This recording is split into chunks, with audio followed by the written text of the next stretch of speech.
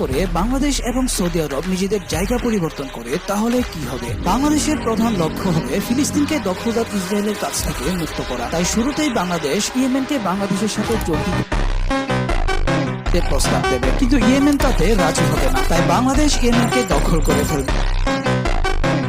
এখন বাংলাদেশ ওমানকে দখল করবে। এটা দেখে সংযুক্ত আরব আমিরাত, কাতার এবং কুয়েত নিজ থেকেই বাংলাদেশের সাথে যোগ দেবে। এই পর্যায়ে বাংলাদেশ ইরানকে প্রস্তাব দেবে যাতে ইরান বাংলাদেশের সাথে একজোট হয়ে দখলদার দেশটিকে আক্রমণ করে। ইরান তাতে সাথে সাথেই রাজি হয়ে যাবে। এবার বাংলাদেশ ইরান জোট ইরাক, সিরিয়া এবং জর্ডানকে নিজেদের অধীনে নিয়ে এক বিশাল ইসলামী জোট গঠন করবে। এটা দেখে দখলদার দেশটি ইসলামী জোটকে আক্রমণ করে বসবে, কিন্তু ইসলামিক জোটের কাছে টিকতে না পেরে দখলদাররা পেছনে ফিরতে বাধ্য হবে। এমন সময় আমেরিকা এবং নেটো দখলদারদের বাঁচাতে এগিয়ে আসবে। অন্যদিকে মিশর এবং তুরস্ক ইসলামী জোটে যোগ দেবে। শুরু হবে এক রক্তক্ষয়ী যুদ্ধ, যে যুদ্ধে ইসলামী জোট জয়ী হয়ে ফিলিস্তিনকে স্বাধীন করবে।